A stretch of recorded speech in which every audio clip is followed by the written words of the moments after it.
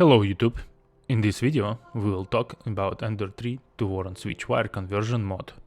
Last year this mod gained huge interest around Ender 3 owners, and the main question for me was, is this $300 mod really worth it? Let's find out. At some point Voron printers are slowly started to pop out in my YouTube search results, printing at very impressive speeds with impressive quality. Brainwashed by YouTube algorithms, I decided to print the most recognizable part of Voron 3D printer, Afterburner toolhead. The problem was that Voron design team and community strongly suggest to print parts in ABS, especially if you will run printer in enclosure. I'm not, so I picked PETG. Turned out it was holding perfectly fine, and I printed about 400 hours on this toolhead without any issues. So next step was to modify motion system, and I slowly started to source parts and learn how to print an ABS. For around $100 I got myself one more used Ender 3 from Facebook Marketplace and built an IKEA enclosure for ABS printing.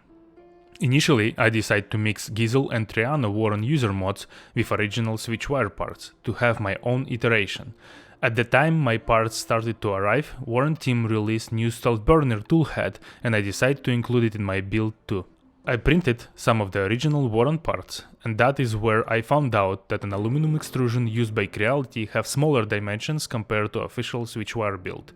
And as original XZ mounts were designed for bigger extrusions, belts were rubbing against gantry, and later I switched over Gizel design mounts anyway, even they are significantly harder to adjust to get equal belt tension. To avoid losing Y-axis printing space, I had to move bed up front using existing front screws with T-nuts as mounting points.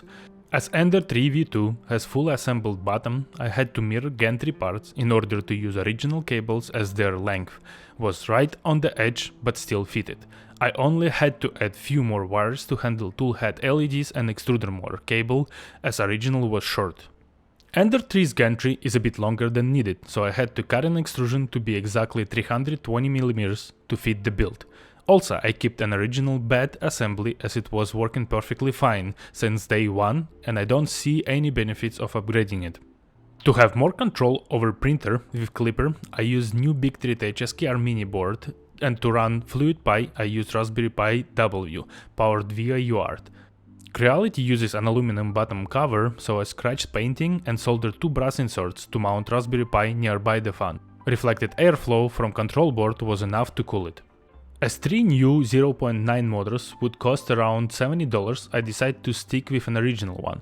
Cheap Creality 1.8 degree stepper motors from Ender 3 had few issues, such as VFAs, and with enabled stealth hops motors were skipping, no matter how much I tweaked the drivers, so I had to disable stealth hops for X and Z axis. Also, I had wood grain issues with beta version of Clockworks 2 extruder, which I spent about a month to fight and later just switched over stable Clockworks 1.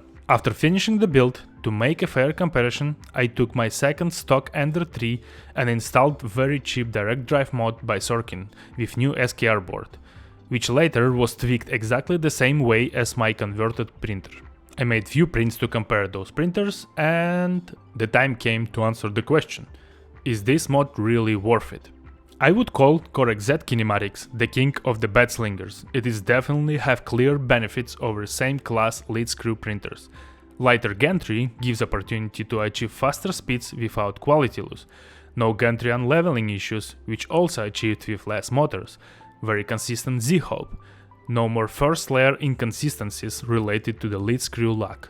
But, considering price to value aspect, I don't think this mod really worth it. And the main reason is price. For the total of $500 I have spent, it is possible to buy or build decent Core XY 3D printer with more potential. Also, with the use of modern algorithms, such as Pressure Advanced and Input Shaper, I proved that we can achieve very similar quality on slightly modded Ender 3 printer. Yes, a bit slower and less consistent, but it will cost less than double. To summarize, as hobbyist I still think it is very fun project to work on, and in my collection this printer so far is the most used printer as it is super easy to work with. I had a lot of fun tinkering with this unpopular Core XZ kinematics, and I really hope my story will make your journey easier. Welcome to the comments section, consider subscribing, and I see you at the next one.